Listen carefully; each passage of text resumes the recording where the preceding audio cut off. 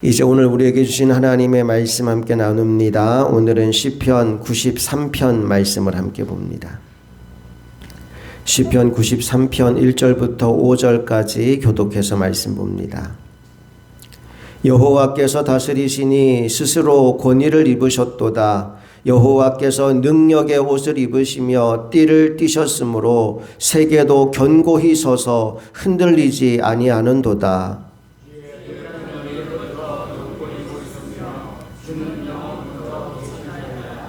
여호와여, 큰 물이 소리를 높였고 큰 물이 그 소리를 높였으니 큰 물이 그 물결을 높이나이다.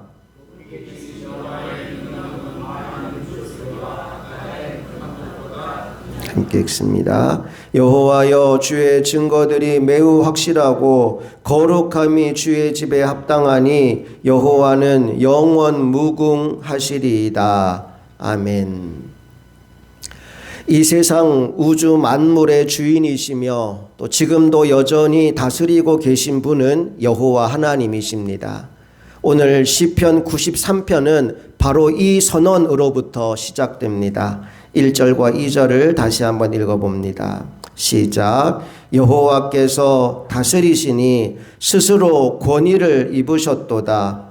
여호와께서 능력의 옷을 입으시며 띠를 띠셨으므로 세계도 견고히 서서 흔들리지 아니하는도다. 주의 보좌는 예로부터 견고히 섰으며 주는 영원부터 계셨나이다. 아멘. 하나님이 다스리심으로 말미암아 이 땅과 세계가 견고히 서서 흔들리지 않는다라고 말씀합니다.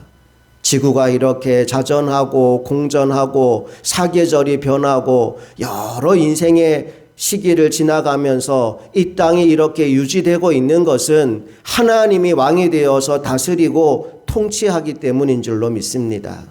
자, 그런데 3절 말씀을 보니까 그 하나님을 위협하는 세력이 등장합니다. 그 이름이 큰 물이라고 나옵니다.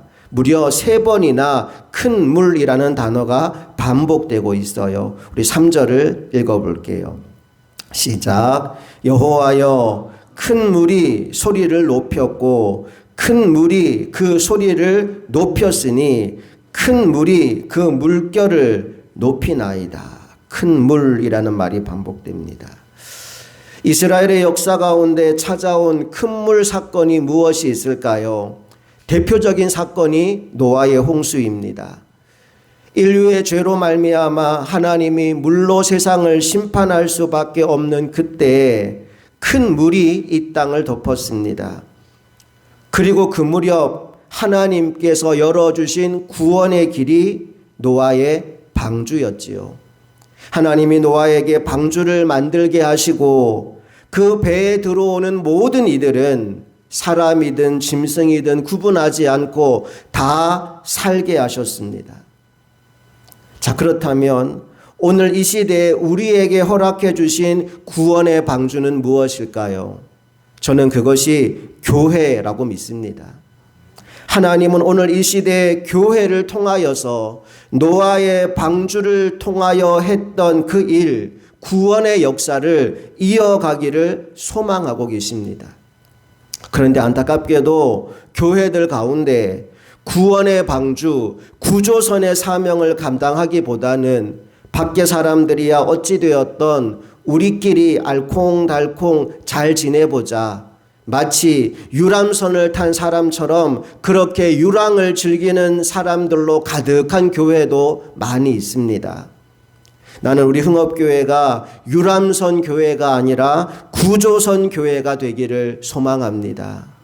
영혼을 살리는 일에 앞장서서 영혼을 구원하는 일에 힘쓰는 오늘 우리 흥업교회의 목적이 분명하게 세워지기를 원합니다. 우리끼리 모여서 편리하고 재미있고 행복한 그런 교회가 아니라 영혼을 살리는 일에 특화된 구조선 교회가 될 수 있기를 주님 이름으로 축복합니다.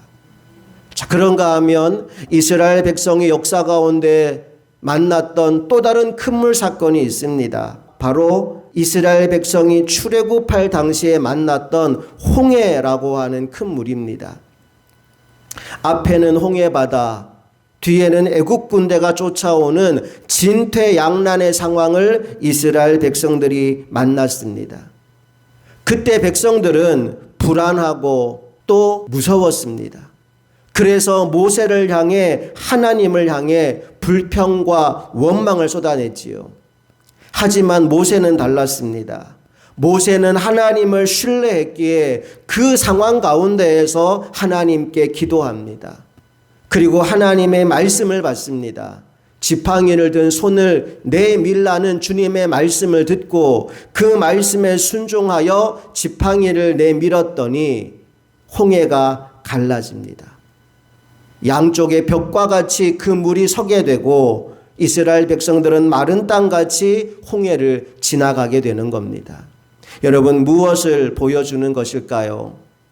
바로 아무리 큰 물이 우리를 덮쳐온다 할지라도 그 물이 하나님을 이길 수는 없다는 것입니다.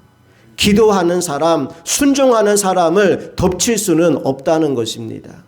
자, 오늘 본문 4절과 5절 말씀을 보십시오. 큰 물이 덮치는 이 상황 가운데에서 하나님이 어떻게 하시는지 4절, 5절을 함께 읽습니다. 시작. 높이 계신 여호와의 능력은 많은 물소리와 바다의 큰 파도보다 크니이다. 여호와여, 주의 증거들이 매우 확실하고 거룩함이 주의 집에 합당하니 여호와는 영원 무궁하시리이다. 아멘. 4절에 많은 물소리 그리고 바다의 큰 파도가 나옵니다. 어쩌면 이스라엘 백성들이 역사 가운데 겪었던 홍수 그리고 홍해바다의 절대절명의 위기가 여기 본문에 나오는 많은 물소리와 바다의 큰 파도로 대변되지 않을까 싶어요. 그때만이 아니라 지금 우리의 인생 가운데에도, 우리의 가정에도, 우리의 교회에도, 이 나라에도 큰 물이 덮쳐오는 순간들이 분명히 있습니다. 여러분, 그 모든 순간마다 우리가 기억해야 될 것은 하나님은 그 큰 물보다 더 크신 분이라는 사실입니다. 그리고 하나님이 다스리시면 그것은 아무것도 아닌 것이 되어버리고 하나님의 통치가 영원 무궁하다는 사실을 인정하는 것이 오늘 우리의 살 길인 줄로 믿습니다. 높이 계신 여호와의 능력은 많은 물소리와 바다의 큰 파도보다 크니이다. 오늘 그 크신 하나님을 믿는 믿음으로 우리의 인생 가운데 다가온 큰 물을 정복하며 나아가는 하나님의 종들이 되기를 축복합니다. 특별히 그 믿음의 여정을 가는 동안 우리가 해야 될 것 3가지가 있어요. 첫째, 전도입니다. 구조선의 사명을 감당하는 거예요. 이 땅에 홍수가 나서 온 땅이 뒤덮이는 그때에도 하나님은 노아의 방주를 보내서 영혼 구원의 사명을 감당하게 하셨습니다. 오늘 이 시대에 방주로, 구조선으로 흥업교회를 불러주셨으니 전도의 사명 잘 감당하는 저와 여러분 모두가 될 수 있기를 주님 이름으로 축복합니다. 2번째로 우리가 감당해야 될 사명은 기도입니다. 홍해를 만났을 때 이스라엘 백성들은 불평하고 원망했지만 모세는 그 순간 기도했습니다. 내 힘으로 감당할 수 없는 문제입니다. 내 힘으로 어찌할 수 없는 문제입니다. 그 문제 앞에서 모세가 보여준 태도는 하나님을 신뢰함으로 기도하는 것이었습니다. 오늘 우리가 해야 될 일도 바로 기도입니다. 마지막 3번째는 순종하는 것입니다. 모세가 기도했을 때 하나님이 말씀하신 것이 있었어요. 지팡이를 든 손을 내밀라는 것이었습니다. 지팡이를 내민다고 무슨 일이 생기겠어요? 라는 마음으로 그 말씀에 순종하지 않았다면 아마도 이스라엘 백성들은 홍해에 빠져 죽었거나 애국 군대의 창에 찔려 죽었을 겁니다. 그런데 모세가 하나님의 말씀에 순종하여 지팡이를 든 팔을 내밀었을 때 홍해가 갈라지고 기적같이 그들 모두가 생명을 건지는 하나님의 은혜를 누리게 된 것입니다.